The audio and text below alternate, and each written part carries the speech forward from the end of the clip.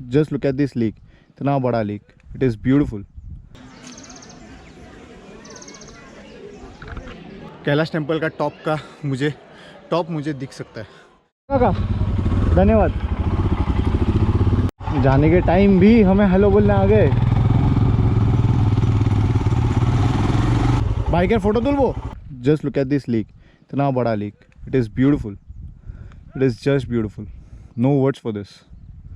हम जो लेक के लिए रुके, इस तरफ खेत है, इस तरफ लेक है और बीच में से ऑफ रोड का पैच है। बहुत सुंदर लग रहा है, बहुत सुंदर लग रहा है।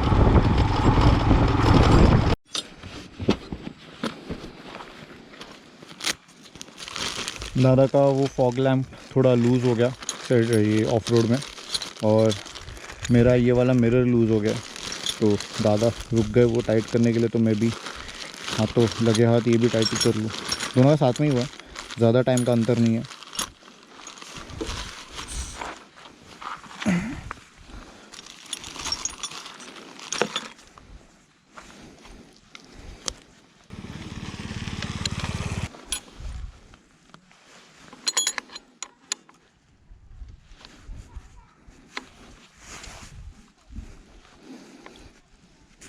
बैग में WD-40 है, इधर थोड़ा मार दूंगा ना तो ये जंग क्लियर हो जाएगा।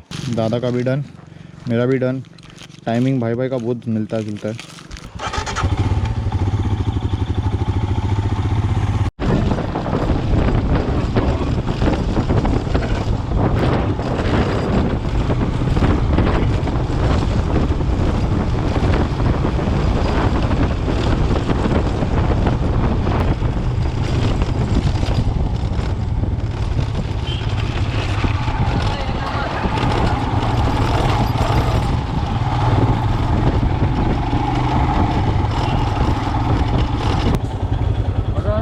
हाँ मज़ा आया, बहुत मज़ा आया, बहुत।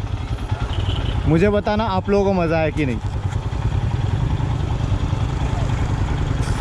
ये इस तरफ का रोड धुले जा रहा है, तो हम लोग ये रोड से आए थे और यहाँ पे ये नाका है, ये नाका से हम लोगों को ऐसे अंदर जाना है। नाउ हमारा नेक्स्ट डेस्टिनेशन एलोरा केव्स है and we are just headed there. हम लोग रिफ्यूलिंग भी कर लेंगे, मेरा रिजर्व पे आ चुका है, दादा का भी आ चुका है। रिफ्यूलिंग कर लेंगे, ब्रेकफास्ट कर लेंगे और एलोरा अप्रोच करेंगे। यहाँ से एलोरा लगभग 30 किलोमीटर के आसपास ही है। मतलब वो औरंगाबाद से पितलकोड़ा केव्स 75 किलोमीटर है और एलोरा केव्स दोनों के बीच में आता है। बराबर नहीं बोलूँगा, लगभग बीच में ही आ जाता है, तो बहुत कन्वीनियंट होता है। हाँ दादा, हाँ कोमोडो राखछे এই বাইকটা তোর হাইটের জন্য একদম পারফেক্ট। আর এটা এখন না এই অফরোডে আমি বুঝতে পেরেছি যে আমার হ্যান্ডেল বার রাইজার লাগবে ভাই আমার জন্য। মানে তোর এখানে অবস্থা যেটা হচ্ছে না, আমার এই বাইকে একটু অমনি হচ্ছে, একটু আমার হাইটটা কম পড়ছে।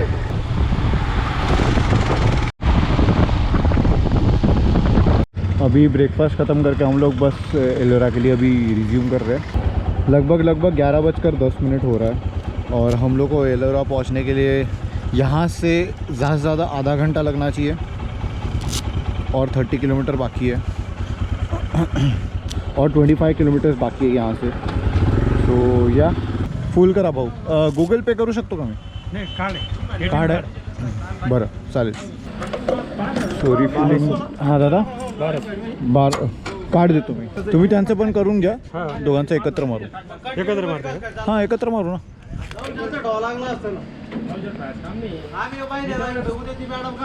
तो मेरे में रिफ्यूलिंग हुआ 10 लीटर 750 ml का 1200 रुपये। यार यहाँ पे पेट्रोल महंगा कैसे हो गया यार। डीजल का भाव देखो, कुछ साल पहले ये मुझे 60 से 60 का, ये 60-70 का दिखता था और ये महंगा दिखता था। अभी ये दोनों बैलेंस चल रहे हैं, 111-100 क्रेजी। मैं होपफुली मानूंगा, मतलब जितने भी ट्रैवलर्स हैं मैं सबके साइड से एक चीज़, मतलब शायद से ये एग्री करेंगे सब लोग कि भाई पेट्रोल का जो स्मेल आता है अलग ही फील है, वो अलग ही फील है, वो कुछ अलग ही सुकून मिलता है पेट्रोल को स्मेल करने के बाद। थोड़ा बहुत एलोरा केव्स दिखाई दे रहा है उस पहाड़ के ऊपर, सामने वाले पहाड़ पे ही है। मुझे इधर से ये गोप्रो से कैच करने नहीं होएगा फॉर श्योर, क्योंकि वो पहाड़ के एकदम कच्छ में ऐसा दिख रहा है। चलो ठीक है, कोई नहीं।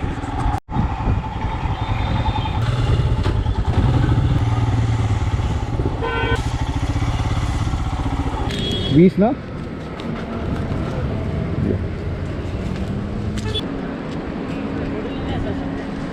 वहाँ पे बाइक पार्क कर लिए, पार्किंग का कुछ 10 रुपये का। तो अभी बाइक पार्क करके हम लोग टूवर्ड्स द एंट्री जा रहे हैं। एंट्री करके एलोरा केव्स, वहाँ से टिकट लेना रहता है, फिर वहाँ से टिकट दिखा के एंट्री करना है। And the first glimpse of the Ellora caves, और एलोरा केव्स का जो बेस्ट स्ट्रक्चर है the Kailash temple, that we can see here. Thank you. तो यहाँ पे जो एंट्री के लिए टोकन मिलता है पर पर्सन, प्राइस उसका 40 रुपीज़ है, लेकिन अगर घुमा दोगे तो 100 रुपये लगेगा।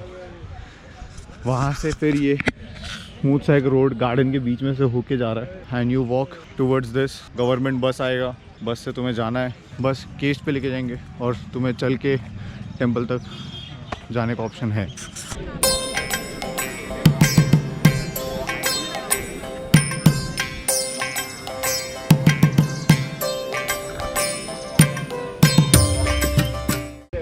एलोरा गुफाओं के बारे में थोड़ा सा इन्फॉर्मेशन। टोटल 34 केव्स है। ये 34 केव्स 6th सेंचुरी में शुरू हुए, 10th सेंचुरी तक कंप्लीट हो गए थे सारे के सारे। और इन 34 केव्स में तीन अलग अलग रिलीजन्स को कवर किया गया है। केव नंबर 1 से लेके 12 तक बुद्धिज़्म को डेडिकेटेड है वो केव्स। केव नंबर 13 से लेके 29 तक हिंदू धर्म को डेडिकेट किया गया है वो केव्स को। 30 से लेके 34 तक जैन को डेडिकेट किया है उन केव्स को। सो ये एक छोटा सा इन्फो था। और ये केव नंबर 1 से लेके 34 तक तकरीबन 2 से 3 किलोमीटर का लंबा स्ट्रेच है। वो पूरा स्ट्रेच में केव नंबर 1 से लेके 34 तक है। सो अभी मतलब फ़िलहाल के लिए प्लान ये है कि मैं 10 to 12 करूँगा। फर्स्ट 2 9 मैं स्किप कर रहा हूँ। जिस समय अकेले रहूँगा उस टाइम पे my word I'll complete all the caves, but today compromise थोड़ा बहुत करना पड़ेगा। We'll start from 10 to 12, we'll do that। फिर cave number 16 the Great Kailash Temple, and then we'll take the bus और हम लोग जाएंगे cave number 32 34 के लिए। I hope आपको मज़ा आ रहा है और आगे का जो पार्ट है इंटरेस्टिंग और होगा। Wait and watch। The cave number 1 starts right from my behind that side, if you can see। यहाँ से 1 to 9 सीक्वेंस में जा रहा है, and this is the cave number 10 जहाँ से हम लोग स्टार्ट कर रहे हैं। यहाँ से आपको एक रफ आइडिया दे सकता हूँ, मैं अंदर तो नहीं जाऊँगा, but I can just give a walk through that कि ये सारे केव्स बहुत छोटे छोटे हैं। और द बेस्ट पार्ट है, जब ये केव बना था उन्होंने पहाड़ को ऊपर से काटते वो लोग नीचे आए। The architectural concepts that time was so precise and clear in their mind, in their imagination and in their thought कि उन लोग ने ये सोचा और वैसा हुआ। And this is just a complete piece of art. You can not describe this in any other word. This is the best. So वहाँ से जा रहा है हमारा केव्स और beautiful waterfall coming down. Start with cave number 10 and I will cover it the best way I can for you guys.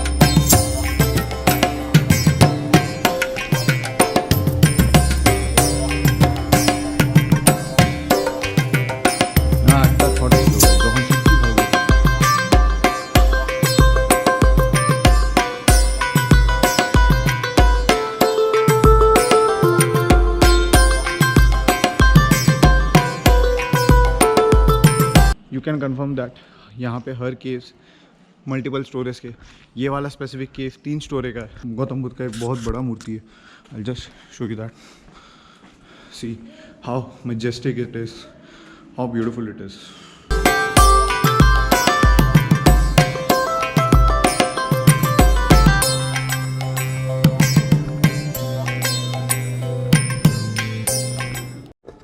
ये देखो, ये केव नंबर 12 है और कैसे इसके स्लोप देखो, ये माउंटेन ऐसे ही जा रहा है, तभी से माउंटेन ऐसा ही है। और उसको ऐसे ऊपर से नीचे काटते वो लोग ऐसे पूरा उसको क्रिएट किया। मतलब उधर से वो लोग काटते उस लेवल पे गए, फिर उधर से उन्होंने ये भी सोचा कि वहाँ से उसको और एलोंगेट करेंगे, यहाँ तक उसका बॉटम रहेगा, बेस रहेगा, फिर यहाँ से उसको और बाहर खींचेंगे, एक एंट्री का गेट होगा, एक्सेट्रा एक्सेट्रा। मतलब मैं ये बोल रहा और सोच रहा हूँ तो मुझे कितना ज़्यादा, मतलब मुझे एक अलग फीलिंग आ रहा है। वो टाइम पे ये सब सोचा गया और हुआ, और ऐसा भी नहीं कि कुछ सालों में हुआ, it took centuries.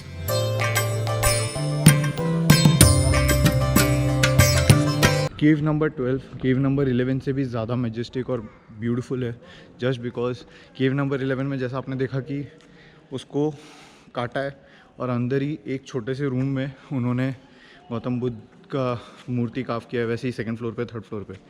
Cave number 12 cut करने के बाद पूरा अंदर तक रूम्स बना है और ये बहुत बड़ा है, बीच में पिलर्स उन्होंने काफ किए, लाइक दिस इज़, वर्ड नहीं मिल रहा, मैं क्या बोलूँ, जितने वर्ड्स आ गए अभी तक सभी बोल चुका हूँ मैं। तकरीबन उन्होंने अंदर 100-200 मीटर तक खोदा है, खोद के फिर पिलर्स बनाया है सपोर्ट के लिए।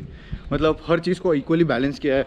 अंदर फिर गौतम बुद्ध का वापस मूर्ति का कार्विंग किया है।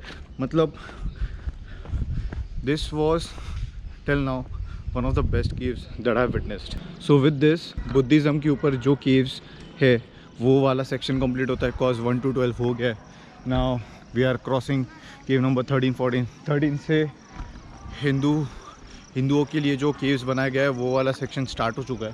सो 13, 14, 13 से लेके 29 तक वही है, लेकिन उसमें से 16 नंबर जो है द मिस्टीरियस केव और द टेम्पल, जिसमें बहुत सारे थियरीज़ है, बहुत सारे कॉन्स्पिरेसी है, थॉट्स है, वो वाला केव। सांस भर रहा हूँ।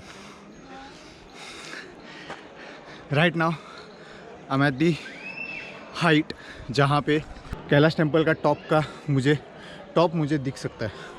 This is the great Kailash temple. ये रास्ते से आया हूँ मैं, ये रास्ता ऐसे ऊपर करके और ऊपर की तरफ जाता है, so that you get that top view of the temple from back side.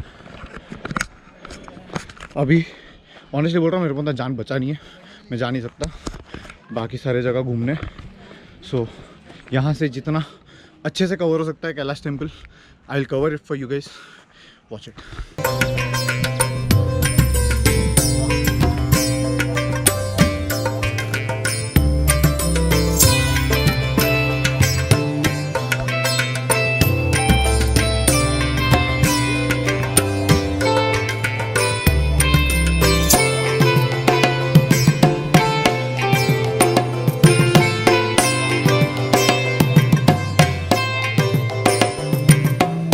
Photos और वीडियोज़ के लिए मैं जिस जगह पे खड़ा हूँ, मतलब मैं जो ऊपर आया हूँ, दिल से बोल रहा हूँ, ऊपर से नीचे देख के फट रही है। केव को लेके मिस्ट्री इसीलिए है बिकॉज ऐसा कहीं पे बोला गया है कि ये केव को बनाने में 18 साल का समय लगा है, जो कि बिल्कुल भी पॉसिबल नहीं है। वो भी वो टाइम पे, मतलब 6th और 10th सेंचुरी में बिल्कुल पॉसिबल नहीं है। इट इज़ अनरियलिस्टिक, क्योंकि वो टाइम पे हैवी मशीनरी मतलब कुछ नहीं होता था। तो ये एक रीज़न है जिसकी वजह से बहुत मिस्टीरियस है। मेरे हिसाब से तो बहुत टाइम लेके गया है, टाइम लेके बनाया रहेगा मेरे अंडरस्टैंडिंग हिसाब से। लेकिन उसका एक थियरी है, थियरी में बोला जाता है कि ये सुपर नेचुरल पावर्स के द्वारा स्थापित किया गया है या फिर क्रिएट किया गया है, इसको मैनिफेस्ट किया गया है और या फिर इसको बनाया गया है। और सेकंड बहुत मिस्ट्री वाला बात ये है कि ये भी कहा जाता है कि मंदिर के अंदर से एक रास्ता जाता है जो एक सीक्रेट सिटी की तरफ जा रहा है। वो सिटी अभी तक, मतलब वो रास्ता कहाँ पे जाता है, किस सिटी में जाता है, अभी तक पूरी तरह से डिस्क्लोज नहीं हुआ, ना ही पता चल पाया। बट कहा जाता है कि वो एक बहुत सीक्रेटिव सिटी की तरफ जाता है, एक सिविलाइजेशन जो वो टाइम पे एग्जिस्ट करता था, और वहीं से एक ऐसा कमरा जहाँ पे सुपरनैचुरल गॉड्स और पावर्स का एग्जिस्टेंस होता था, और उन्हीं के ब्लेसिंग से उन्होंने इस बड़े स्ट्रक्चर को, इस बड़े से मंदिर को उन्होंने क्रिएट किया है, ऊपर से नीचे कार्व करते करते। सो ये कुछ बातें हैं। देखो मेरे लिए, मैं इस पे मान सकता हूँ क्योंकि यार ये ह्यूमनली वो टाइम पे मेरे को बहुत सरप्राइजिंग लगता। अगर कोई मुझे बोलता है कि 18 साल में अगर ये हुआ है, तो सुपरनैचुरल पावर का अगर हाथ है तो डेफिनेटली पॉसिबल मेरे नज़र में है। क्योंकि देखो मैं अपने ज़िंदगी में एक चीज़ मानता हूँ कि इंसान है लेकिन वो भी है। मैं इस चीज़ को बहुत स्ट्रांगली बिलीव करता हूँ। आप क्या मानते हैं? आप डेफिनेटली मुझे कमेंट करके बताएं। तब तक मैं नीचे से आपको टेंपल के दर्शन देता हूँ। And here is the temple from front.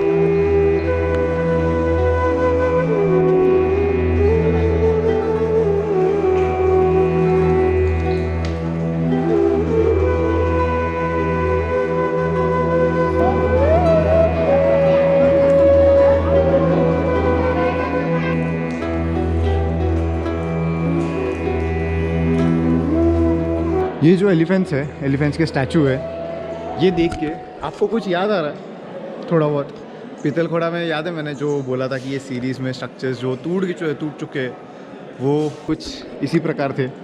और एकदम जैसे ये एलिफेंट्स बनाए गए थे, उन वहाँ पे स्टैचूज़ के तो हेड भी नहीं थे, तो वो देख के समझ रहा था कि एलिफेंट्स थे, क्योंकि कुछ कुछ का ऐसा कान का शेप बाहर था।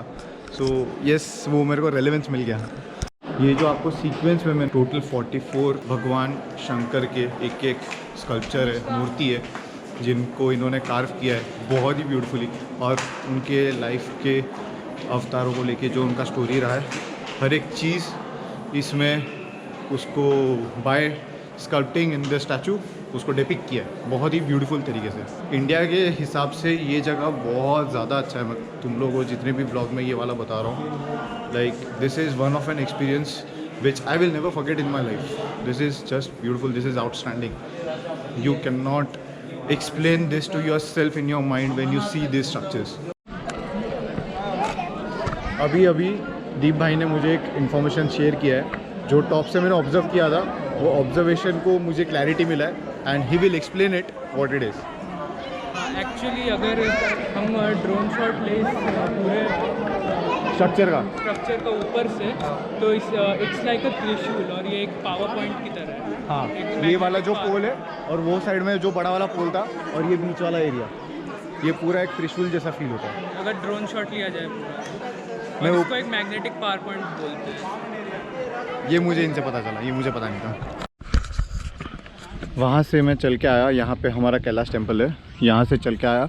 सो 17 से लेके 29 तक सारी केव्स ऐसे लाइन में सीक्वेंस में पूरे स्ट्रेच में, ये पूरे पहाड़ों के स्ट्रेच में। और 30 to 34 जो अभी हम लोग देखने जाएंगे, जो जैन लोगों को डेडिकेटेड है, वो एकदम आखिर में। तो उसके लिए हम लोग अभी बस लेने वाले, गवर्नमेंट बस जो आ रहा है। तो बस अभी आएगा, बस के लिए रुके, फटाफट आएगा, बैठेंगे। 30 से लेकर 34 तक जो गुफा है उनको कवर करेंगे, कवर करके फिर आगे बढ़ेंगे। फिर उसके बाद की कहानी बताऊँगा। अभी हम लोग बस में बैठ चुके हैं, बस से केव नंबर 30 या भी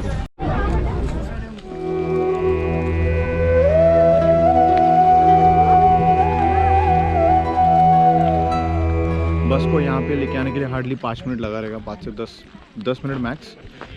लेकिन यहाँ पे कैच है, बस यहाँ पे आपको ड्रॉप करता है, फिर से आधे घंटे के लिए रुका रहता है। आधे घंटे में आपको आना है ये 5 केव्स कवर करके। अगर आप आ जाओगे तो बस में बैठ के आप रिटर्न चले जाओगे, वरना दिक्कत हो जाएगा। चल के जाओ, कोई दिक्कत नहीं, लेकिन चल के थोड़ा लंबा है तो हेक्टिक हो जाएगा। ये उनके लिए जो बस से आना चाहते हैं, जो लोग चल के घूमना चाहते हैं, मेरे तरह प्लीज़ पूरा करना और बिंदास अपना समय लेके करना। एक दिन निकालो, पूरा एलोरा कवर करो।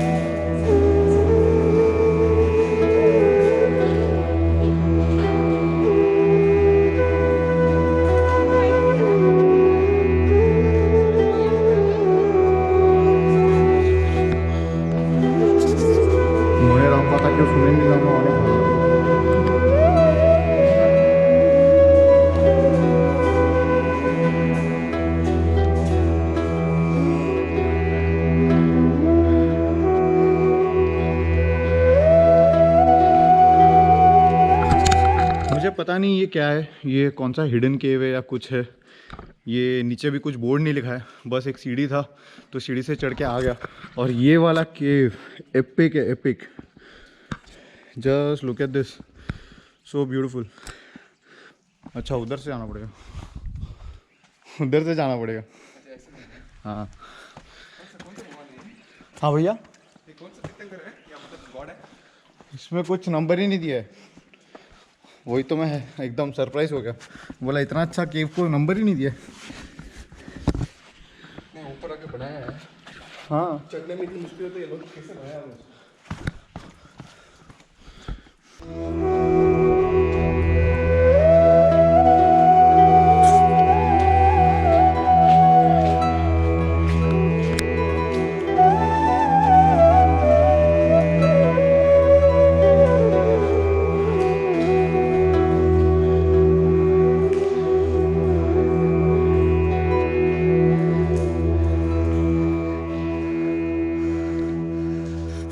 एकदम हिडन केव जैसा है, बहुत सुंदर है। Now we are entering the last cave in the Ellora caves series, the cave number 34।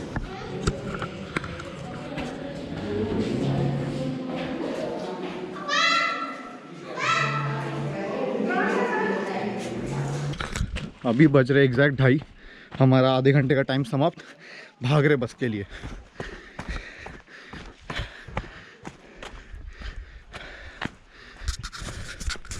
बहुत सुंदर केव था वो, बहुत मज़ा, एक हिडन केव जैसा फीलिंग आया, बहुत तगड़ा था। ये जो टोकन हमने एंट्री में दिखाया था, सेम टोकन यहाँ पे एग्जिट में दिखाना पड़ता है और वो यहाँ पे सबमिट हो जाता है and then you leave. That sums up the entire visit at the Ellora caves.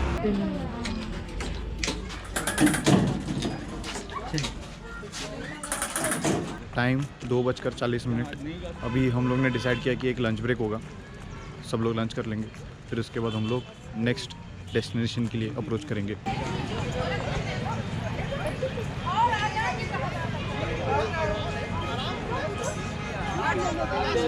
दादा टाइम क्या हो रहा है? Time is 4:25। 4:25। हम लोग का दौलताबाद फोर्ट जाने का प्लान था, बट आज सैटरडे है तो सैटरडे होने की वजह से फोर्ट ही बंद है। अभी पता चला हम लोग वो लंच जब भी कर रहे थे तो वही टाइम पे। सो अभी प्लान चेंज। अभी हम लोग जा रहे हैं सीधा बीबी का मकबरा, जो औरंगाबाद सिटी में ही है। तो बीबी का मकबरा करेंगे, उसके बाद हम लोग होटल चले जाएंगे और दौलताबाद फोर्ट कल सवेरे। यहाँ से अभी बीबी का मकबरा है कुल अंदाज़ा 25 किलोमीटर, आधा पौना घंटा लग जाएगा। एलोरा केव से दौलताबाद फोर्ट से 12 किलोमीटर था, तो हम लोग अभी वही रास्ते पे है, लेकिन दौलताबाद फोर्ट पार करके निकल जाएंगे। हम लोग यहाँ से आए थे इस तरफ एलोरा केव से, और इस तरफ अभी हम लोग जाएंगे।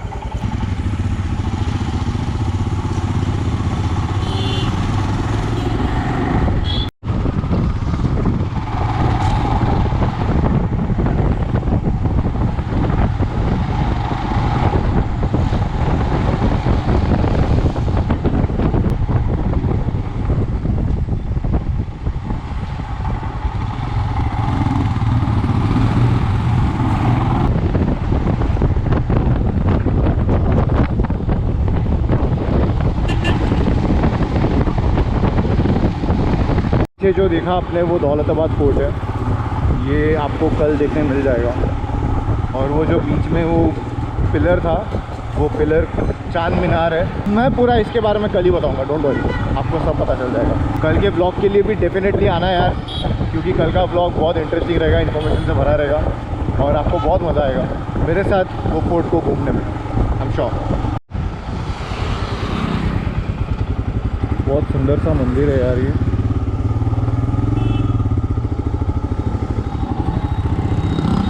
हो इन अ क्यू। तुम तो ह्यूमन बीइंग से ज़्यादा डिसिप्लिन्ड हो यार।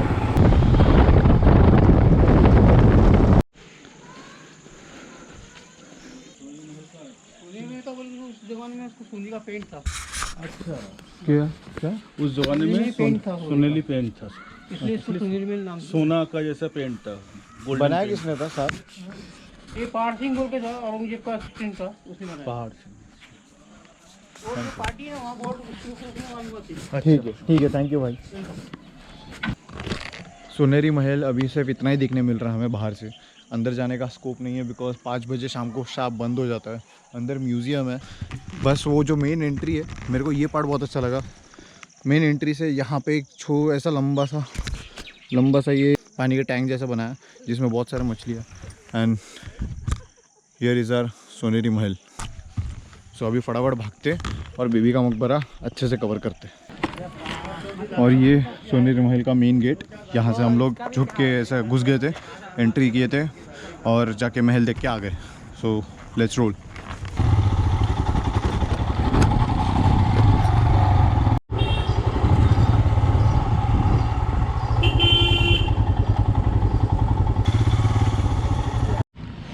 ये मेरे बाइक का पार्किंग का पैसा, मेरा और दादा का 2 बाइक का।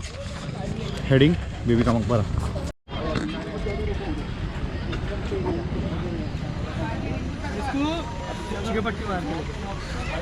बोलो कैमरा लेके अंदर नहीं आने दिया, गाइड लेके क्या करूँ?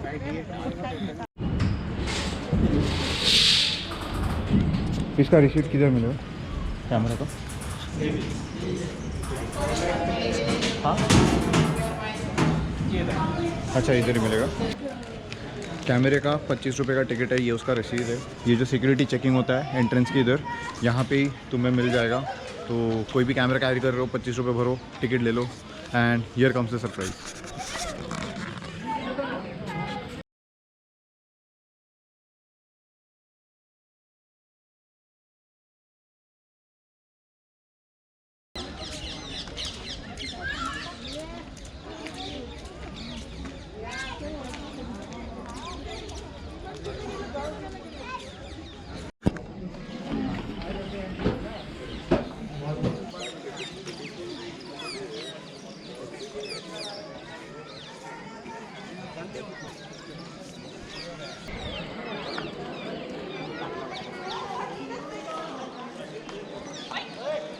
ये वो एंट्रेंस है जहाँ से हम लोग आए थे। ताजमहल का exact replica from the outside gate that you are walking towards the monument, and look at this.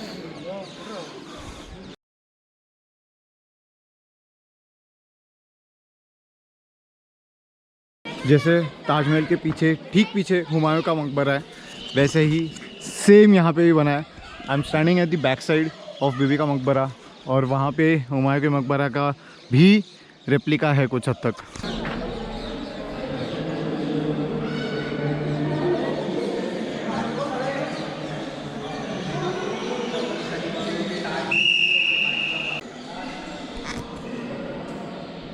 ये दिलरस बानी बेगम जी का समाधि, यहाँ पे इनके ही याद में औरंगज़ेब के बेटे ने पूरा ये मोन्यूमेंट बनाया. ये बहुत गलत चीज़ है. ऐसे तुम पानी पीते हो और ऐसे बॉटल फेंक के चले जाते हो, ये नहीं करना चाहिए यार. ये मार्बल का शॉट मैंने इसलिए दिखाया बिकॉज मेरा एक थॉट था जो आपके साथ शेयर करना है. एक बार अगर आप ताजमहल देख लोगे ना, तो आपको ये लगेगा, ये जो रेप्लिका बना है, आपको ऐसे लगेगा कि यार क्या है, क्यों बना है. क्योंकि ताजमहल का जो मार्बल है प्योर वाइट और एकदम दूर से ही इतना ज़बरदस्त चमकता है कि आँख में लगता है. उसके ऊपर का मैंने जो आपको बोला पेंटिंग, कलरफुल जो पेंटिंग किया है एकदम बारीकी से, बहुत ब्यूटीफुल है. और इसका जो मार्बल है वो एकदम नॉर्मल मार्बल है, वाइट मार्बल है, लेकिन वो प्योर वाइट मार्बल वैसा वाला मार्बल नहीं है.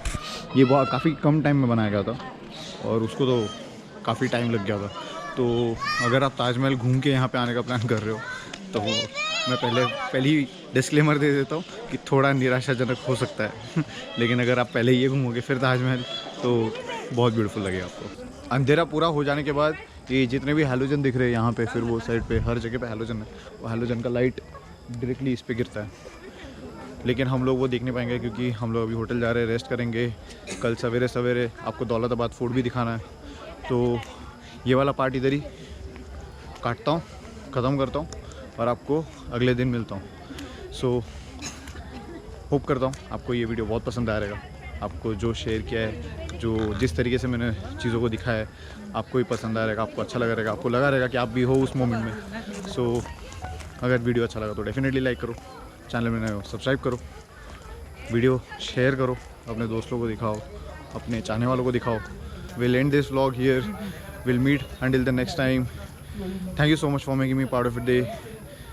Stay happy, stay safe. Bye bye.